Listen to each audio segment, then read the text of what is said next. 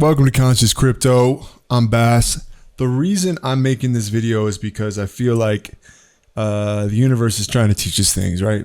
Life itself is trying to teach us things, and coming across Rounders and watching it for like the 8th time, it completely taught me some new things post trading, right? It was one thing before trading, good movie, enjoyed it, loved it. Then when I began to trade, I was like, this movie is chock full, absolutely rich with the business, giving me these insights and these valuable perspectives between gambling and professional gambling. Another way to say that is speculating and professional trading. So I'm going to jump in and out of this. I got to do it this way so that YouTube doesn't hit me with a copyright claim. So it's basically just commentary. We're about to start the commentary here with a minute and a half in. I want him to think that I'm pondering a call, but all I'm really thinking about is Vegas and the fucking Mirage. All right, so that's a huge error, right? I mean, if you're like me, have you ever created a goal and you're like, I want to make $10,000 a month, which is like, I want to make double my income every month, or by the end of this year, I want to be trading with 6 figures. And you're setting these goals that don't work in trading. And that's difficult because I use like a bunch of different journals. This is like called the Finisher's Journal, the Finisher's Secret. And like their last renditions would use the SMART structure for goal setting. And it's like, it's got to be, specific, measurable, attainable, realistic, and, timely. And so you're like, okay, so what's the timeline and the measure of like my success as a trader? You're like, well, P&L. So P&L. And the reality is unfortunate that you can't do that in trading. You can't. You can align yourself with it, but the real measure of good, successful trading is in the moment, is in the day to day, is in the, hey, I'm actually not going to take any trades today.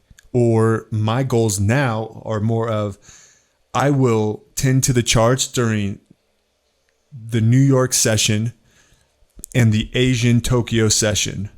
And I will take my trades only if it's a setup between these hours, right? And another one of my goals is to hold my trades longer because I'm a swing trader, and just to hold them even longer, even if it hurts.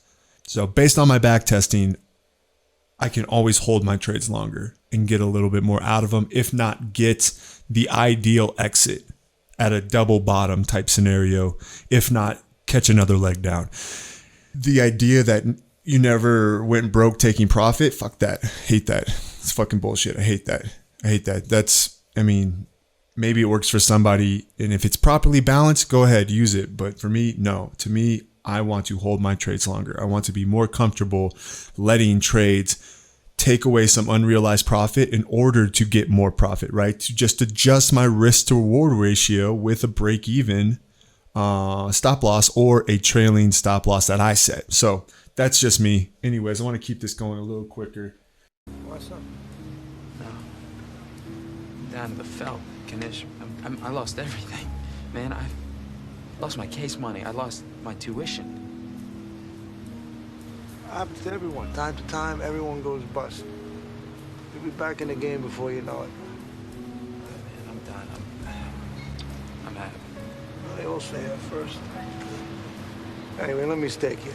Standard deal, 50% of your winnings.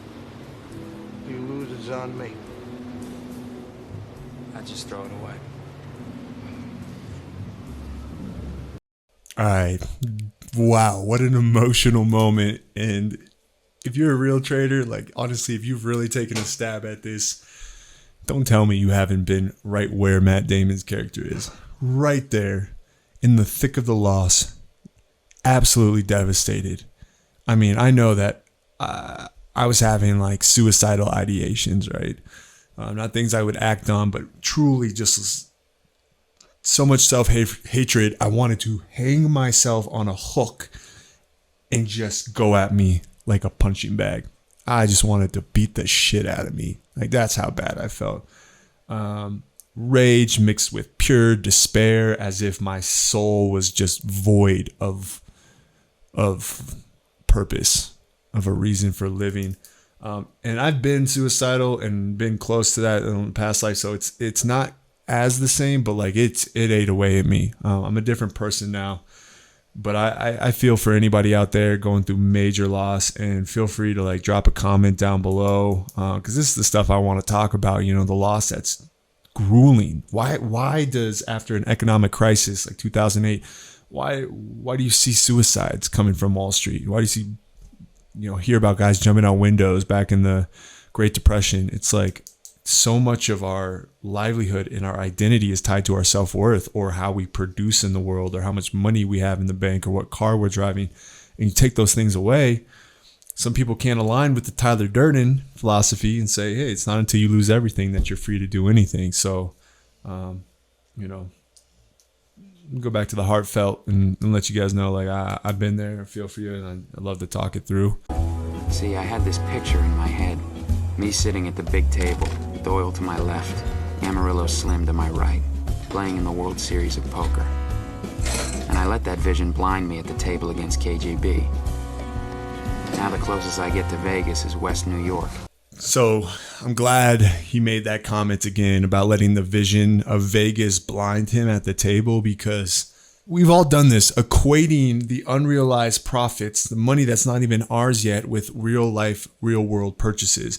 And I found that doesn't help. I found it's not helpful to be like, oh, there's rent. It's not helpful to spend money we don't have yet. And that's what he was doing, is he was essentially spending money he didn't have yet. He was already at the tables in Vegas, but the reality was he needed to be completely present with the hand at play. Driving this lousy route handed down from Kanish to rounders who forget the cardinal fucking rule. Always leave yourself outs. What I've noticed is that it's really helpful for new traders to have day jobs, other jobs or other sources of income to support their attempts at day trading. I was an entrepreneur, so I'm a bit of an anomaly, and we'll see if my success plays out. It's only been 3 years. So we'll see if my success continues to go. But that's why I make these content. It's like a live video diary. So potentially consider that. Maybe you are the type of person that needs the support of additional income, i.e. another job, while you attempt to take trading professionally.